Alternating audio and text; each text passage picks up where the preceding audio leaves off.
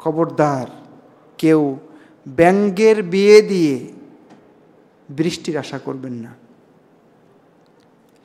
আপনার পত্রিকায় দেখেছেন না, প্রতি বছর যখন অনাবৃষ্টি খরা শুরু হয়ে যায়, তীব্র গরম পড়ে, তখন তামাশা শুরু হয়ে যায়। মানুষ সে সময় আল্লাহর শরণাপন্ন হওয়া বাদ দিয়ে ব্যাঙের বিয়ে এবং এটা নিয়ে নাচ গান, রং মাখামাখি, রং তামাশা ইত্যাদি করে। এবারও আমাদের বাংলাদেশে সম্ভবত নাটোর অঞ্চলে এক জায়গায় দেখলাম, দিনাজপুরের দিকে এক জায়গায় দেখলাম, খবরে এগুলো আসে।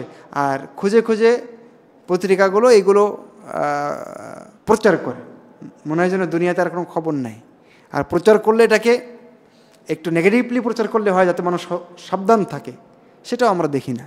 সম্মানিত উপস্থিতি, এগুলো কাজ করা নেহায়েত অন্যায়। মানে ব্যাঙের বিয়ে দিয়ে আপনি কি করতে চাচ্ছেন? কিভাবে বৃষ্টি হবে? বৃষ্টি কে দেন?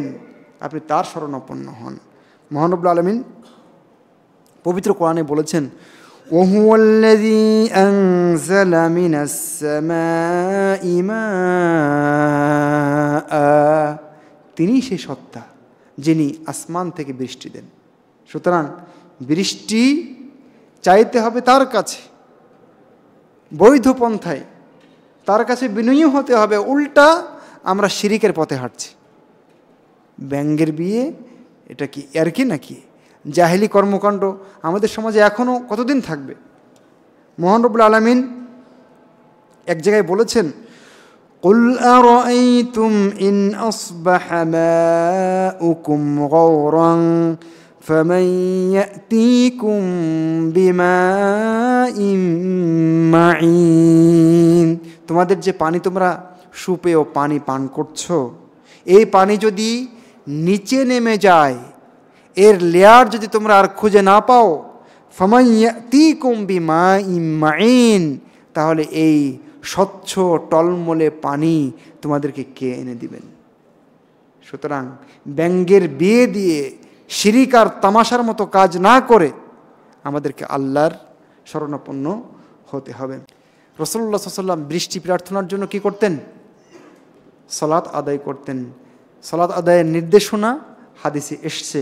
সেজন্য আমরা এই দিনে বেশি বেশি করে বিভিন্ন জায়গায় আমরা ইস্তিসকার সালাত আদায় করতে পারি।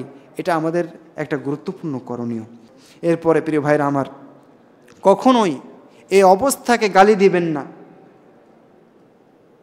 এই ব্যাপারে একটি হাদিসে কুদসিতে মহান রব্বুল আলামিন বলেছেন যে, ইউযিনি ইবনু আদম, বনু আদম আমাকে গালি দেয়। আদমের ছেলে মেয়েরা, সন্তানেরা আমাকে গালি দেয়। কিভাবে? ইয়াসুব্বুদ্দাহার, আমাকে কষ্ট দেয়। কিভাবে কষ্ট দেয়? ইয়াসুব্বুদ্দাহার, সে সময়কে গালি দেয়, মৌসুমকে গালি দেয়। ও আনাদ্দাহার, অথচ এই মৌসুমের সৃষ্টিকর্তা আমি আল্লাহ। সুতরাং ওকে গালি দেওয়া মানে আমাকে গালি দেওয়া। সেজন্য প্রিয় ভাইরা আমার, খবরদার কোনো প্রকার নেগেটিভ চিন্তাভাবনা আল্লাহ সম্পর্কে যেন আমাদের এই গ্রীষ্মে না আসে, বরং পজিটিভ হতে হবে। এবং আল্লাহ যা কিছু করেন তার মধ্যে হিকমা আছে, প্রজ্ঞা আছে, এই বিশ্বাস যেন আমাদের ভিতরে আমরা ধারণ করতে পারি।